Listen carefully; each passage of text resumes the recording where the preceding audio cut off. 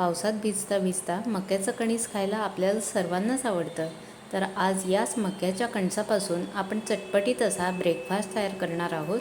त्यासाठी कढई तापत ठेवलेली आहे. कढईमध्ये आपण 4 ते 5 चमचे तेल घालायचं आहे. आता या तेलामध्ये आपण शेंगदाणे थोडेसे तळून घेऊ. शेंगदाणे थोडेसे तळले गेले की आपण यात मोहरी घालू. मोहरी तडतडू द्यायची. त्यानंतर 1 चमचा जिरं घातलं आहे. आता हिरव्या मिरचीचे तुकडे घालायचे, थोडीशी कढीपत्त्याची पानं, अर्धा टीस्पून हळद घातलेली आहे. आता हे सर्व आपण परतून घेऊया. छान खरपूस तळून घ्यायचं आणि त्यानंतर मक्याच्या कणसाचे दाणे घालूया.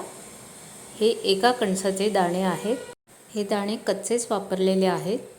मक्याचे दाणे घातल्यानंतर आता सर्व साहित्य आपण एकत्र मिक्स करून घेऊ आणि 1-2 मिनटं परतवून घेऊ. 1 ते 2 मिनटं परतवून घेतल्यानंतर आता यात चवीनुसार मीठ घालायचं. सोबतच आपण चटपटीत अशी चव येण्यासाठी अर्धा चमचा चाट मसाला वापरलेला आहे. आता लाल तिखट घालूया. लाल तिखटाचं प्रमाण तुम्ही तुमच्या आवडीनुसार कमी जास्त करू शकता. आता हे सर्व आपण मिक्स करून घेऊ. आता हे मक्याचे दाणे शिजण्यासाठी अर्धी वाटी पाणी घातलेलं आहे. 1-2 वाफा काढल्यानंतर हे दाणे शिजतील. आता आपण यावर झाकण ठेवून वाफ येण्यासाठी ठेवून देऊ. 2 ते 3 मिनिटांनी दाणे शिजले आहेत की नाही ते आपण चेक करूया. 1-2 दाणे वाटीत काढून घेतले आणि सुरीने टोचून पाहिले, परंतु अद्याप कच्चे वाटले. म्हणून दाणे पुन्हा एकदा आपण वाफ काढण्यासाठी ठेवून देऊ. अजून एक वाफ काढली आणि आता दाणे पूर्णपणे शिजलेले आहेत. आता यात चिरलेला टोमॅटो घालून मिक्स करून घेऊ.